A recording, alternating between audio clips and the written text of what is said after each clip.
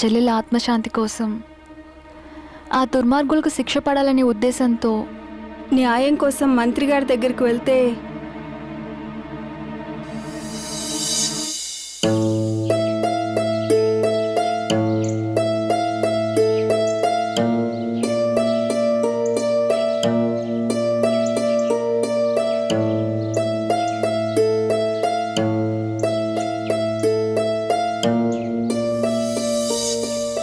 ఏమయ్యా ఎమ్మెల్యే, నా సంగతి ఏం చేసావు నువ్వు? గురువుగారు కంగారు పడద్దు, నీ మాట ఇస్తున్నా కదా. ఇచ్చిన మాట నిలబెట్టుకో. అలాగే. ఏంటి అలాగే? అసలు గురువుగారు నేను ఉన్నా కదండి, ఎందుకు ఇన్నిసార్లు చెప్తారు? అలాగేనండి, అలాగే. నువ్వు ఉన్నావనే నా నమ్మకం. నేను ఉన్నా కదా, అలాగే. ఓకే, అలాగే.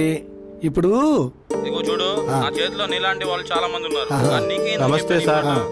నువ్వంటే నాకు నమ్మకం కాబట్టి. నాకు తెలుసు గురువుగారు, ఆ మాత్రం తెలియకుండానే మంత్రి అయ్యానా? మీకు నాకు ఢిల్లీకి చెన్నైకి ఉన్న సంబంధం ఆ సంగతి తెలుసు కదా, ముందు ఆ పని చెయ్యి.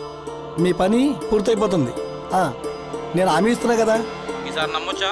సరే, ధైర్యంగా ఉండండి, నేను ఉంటాను. ఏరా మూర్తి, ఎవరి మట్టిలో మాణిక్యం? మన నియోజకవర్గమేనా? కాదండి, ఒక పల్లెటూరు నుంచి వచ్చింది.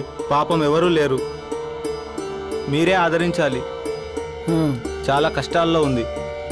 చెప్పమ్మా, ఏంటి సమస్య?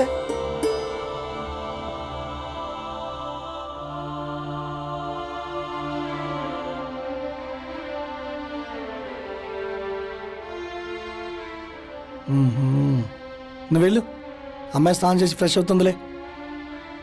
నేను వెళ్తాను, నువ్వుండు, పైకెళ్ళు.